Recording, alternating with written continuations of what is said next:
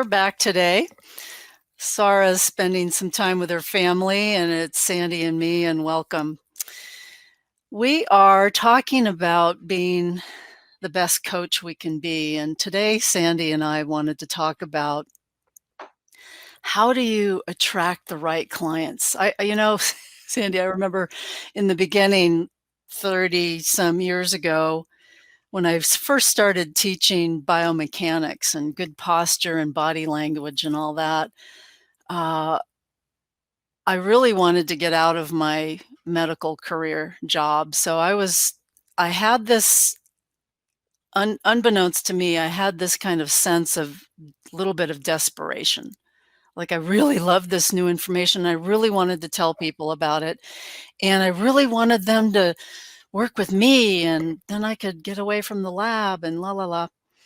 In hindsight, I now know that that is kind of car salesman-ish, Mhm. as in the desperation. Best you try to hide it, it is there energetically. So starting a coaching business, you are going to, most of us are going to build somewhat slowly because it's about building a relationship. We've been saying this. If you have t-shirts for sale, everybody knows what that is. That's so easy. Here's a new t-shirt, a funny quote, or a new mug or whatever.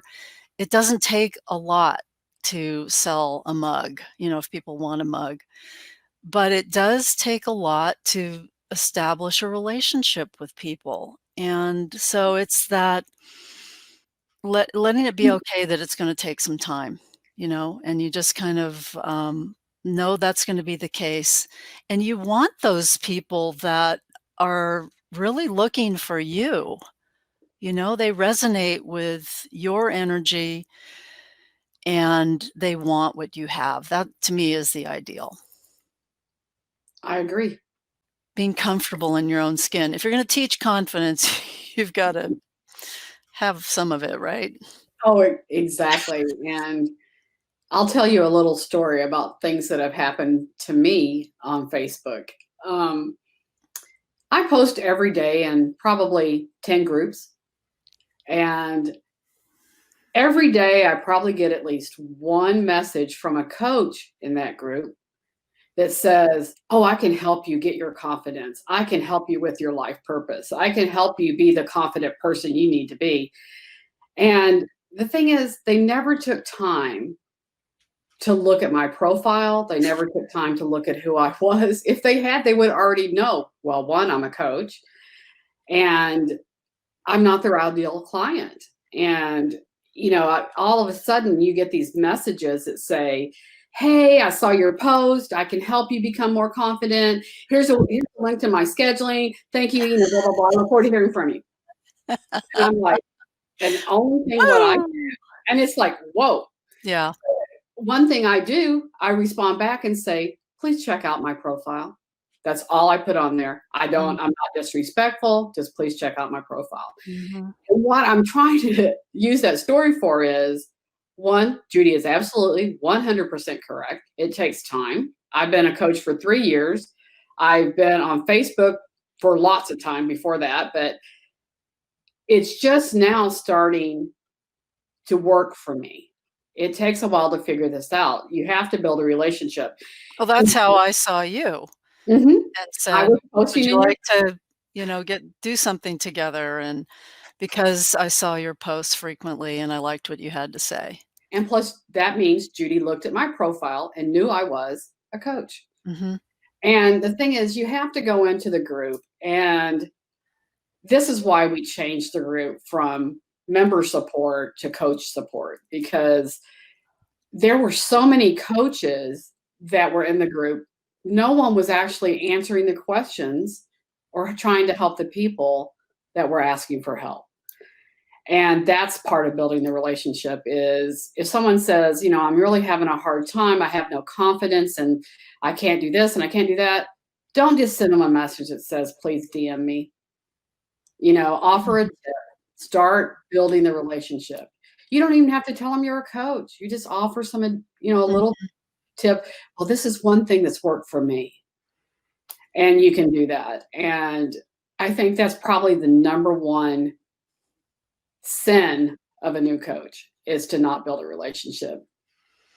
Well, in the group a year ago, there was a lot of, "Here's my ebook, here's my stuff," and one, uh, young person posted his ebook or something on everybody's post that day. Didn't matter what they were saying, he just copied and pasted his information into that, comment section, and it was shocking, really.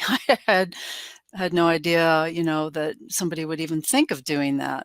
So the shotgun approach, like what I have will serve everybody. Well, or me, because I need the money, is more the thought behind the thought. But really getting to know your avatar, your ideal client. Uh, who are they? And are a man or woman, young, older? If you can be a little more specific than just confidence for everybody on the planet, there's a difference between a teenager and somebody my age. So I tend to work with women over 40 or 50, and I know them because that's me, right? Mhm, I also do fitness, so there's another like subcategory, and that can build confidence, if your body gets in pretty good shape. Just thinking about your person and how you can help them. And then that energy comes through. That energy comes through. People can feel it. mhm. So, what else, Sandy? I think you also have to be clear on your message, what you're trying to offer people. You know, a lot of times you'll see, I have an online course, I'm doing a challenge, I have a workshop, I also have a 90-day program. Which one are you trying to push to these people without sounding pushy? And the only way you can not be pushy is to not be desperate. And I know, trust me, I've been there. I've wanted to make money.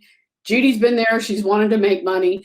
And we've all been pushy. You're always pushy at the first, but you need to understand that's a huge turnoff to people that come to a group for support and you try to sell them something. Yeah. I guess the fact that it's just gonna take time, you know who your right person is, you only offer something every once in a while. Those are some of the key points. But here's something else that just came to me. I use intuition a lot, and the um, the idea that you are the most attractive to yourself. In other words, self-love. Trying to look for acceptance and love and confidence outside of yourself is kind of the old school, I would call it. The law of attraction from 20 years ago is you just thought about what you really wanted, but it was usually in materialistic terms, like that fancy car and fame, and everybody wants what I have, and money just rolls in. I think the latest information is really going deep into the places where you're hurting, if it's for money, or there's not the full level of confidence that you'd like to have. We've all been there. Just start really being kind to yourself, and take more courses, read more books, just get more solid in yourself and then what you have to offer. We were talking about this before we came on, just how we've evolved, over the years. I started with the body, the confidence in the body. And then I realized I had a lot of trauma in my life. So that was blocking me from a lot of the things I wanted, and I started to work on tapping in my mindset. And then I went to Qigong, which is all about energy work. So it's built. And then all of a sudden I had a mind or a body, mind, spirit, or soul business. And then I went, well, mostly the women that I work with, also men, but older people over 40 are mostly my target audience. And they're the ones that see some of themselves in me, maybe. Mhm.